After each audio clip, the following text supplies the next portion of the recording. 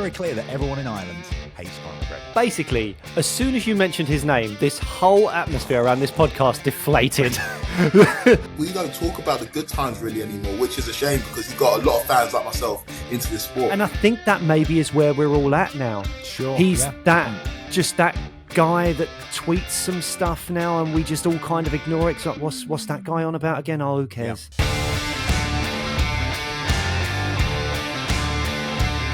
Let's take a quick second to talk about Conor McGregor, all right? Which is a subject not a lot of people even want to bring up his name anymore, right? Okay. Right. So the question really is in line with that. Really, is Conor McGregor even interesting to people anymore? Do people still want to see him fight? Do people still care about when he's next going to be in the octagon? And it's, pretty blasé to say, like, people still care, I guess, but there are still fans out there who will maybe disregard some of his personal life just for the fact of seeing the spectacle of him in the UFC. But what do you guys think? Do people want to see him in there anymore? I mean, just that. But basically, as soon as you mentioned his name, this whole atmosphere around this podcast deflated. Like, that's where we're at the moment. But I do think you make a sort of point by saying there are people out there, and I think there's a lot of them, that will just disregard the personal life, disregard the social media antics and all that kind of stuff, and just get wrapped up in a Conor McGregor fight announcement or fight week or whatever it is. Whether he will ever be in the right place health-wise, and I mean that maybe both physically and mentally, to ever actually compete again at a high level, I have no idea. But yeah, I mean, look, as people that follow this sport really, really closely, I think I can speak for all of us to say that we are probably not overly interested and we're quite happy for the sport to move on.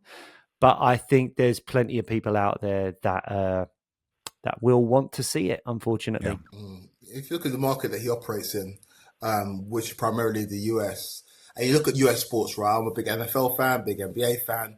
There are people with rap sheets over there worse than Conor McGregor's, which is probably saying something that people still want to see, and they tune in, week out to see, because it's a different market over in America, right? It's the talent and the entertainment is put above everything else. And so there is always going to be a market for Conor McGregor because of who he is, because of his personality, because of how he sells a fight.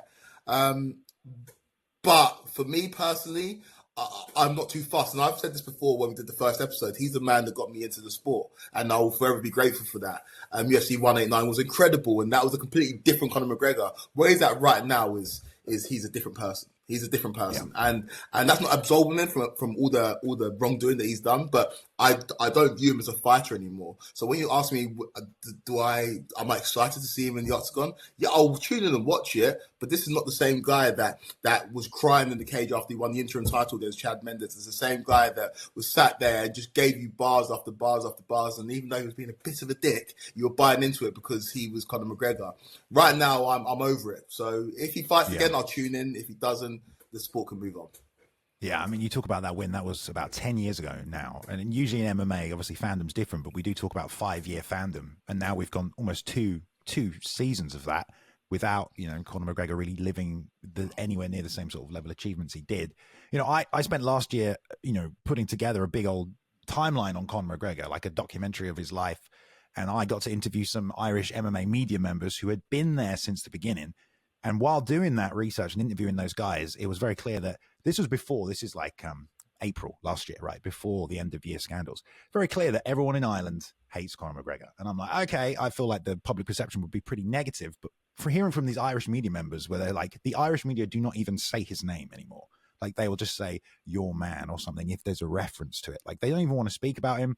They've completely detached from him. And that is the only reason he initially became so successful in the first place, because he had this whole country and this groundswell of support behind him. So, ultimately, if that foundation has gone, then it's like so hard for him to ever recover that. The core of what made him reach those levels of success and also inspired him to maintain that level of success, to do it for his people who now no longer care about him at all. Like you said, if he could ever get healthy enough, I don't think he's even going to be motivated to the same level, right? And I think if his home people don't even care anymore, then it's going to be really hard for the majority of the rest of the world to get on board. And you know, we always talk about McGregor, especially those last couple of fights, and him always saying the things he did. It was all about belief. This guy's crazy, but when he speaks, I just believe him. I want to believe what he does, and he did it. You know, like if you saw the rise, there was almost like a godlike aura of impossibility coming off this guy. No one believes him anymore.